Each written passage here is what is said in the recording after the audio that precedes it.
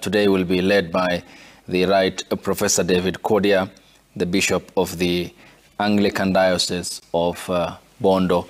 in Siaya County, who also spoke during the funeral procession that happened, funeral service that happened at the Nyayo National Stadium on Friday, emphasizing on the need for values-driven politics, which he said Raila Odinga stood for, fought for, advocated and championed for when he was alive. Calling out what he said is the transactional nature of Kenya's politics, and we can now see the funeral procession making the move as it snakes through the crowd of supporters and mourners of the former Prime Minister as members of the military police clear the way for the outriders in the Arrowhead formation and the military police vehicle that is carrying the body of the former Prime Minister Raila Amolo Odinga. And of course, this is part of the befitting send-off and the salute that was accorded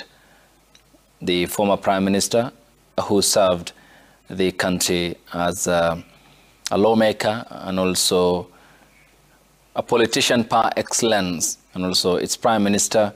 whose constant presence in the country's political arena had made history, influence, of course, spanning across many political parties and players who have appreciated the depth of his influence on their political careers, including the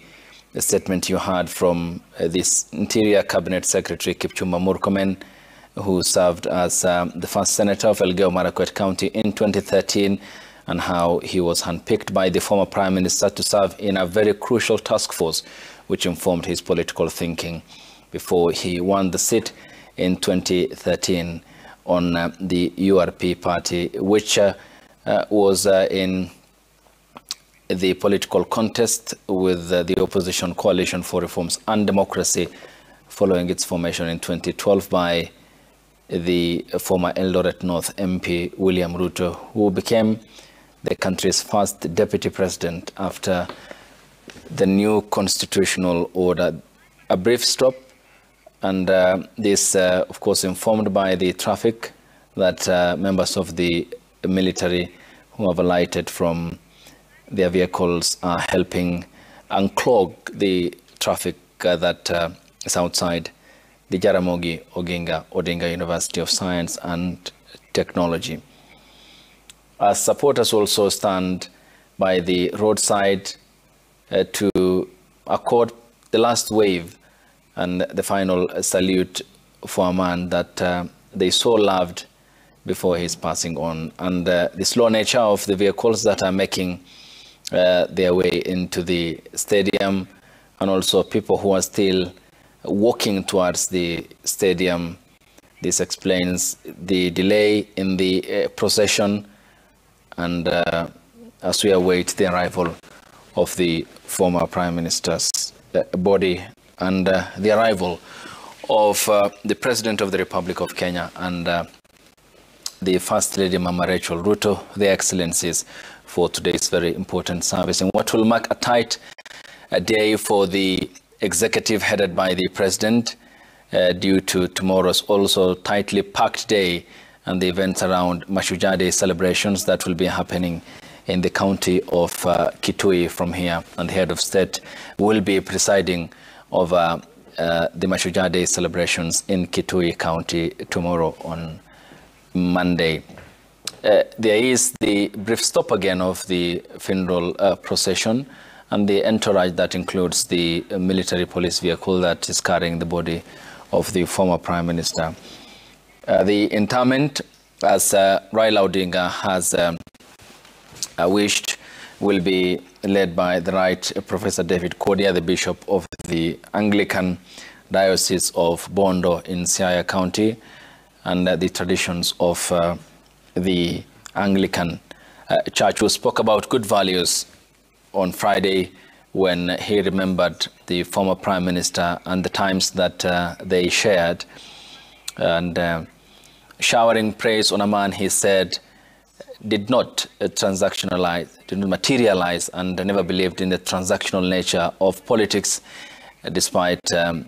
political space that was so constrained in the early 90s when he, among other Kenyans, took to the streets to demand for a change in the governance style of the country. At the time, of course, of priority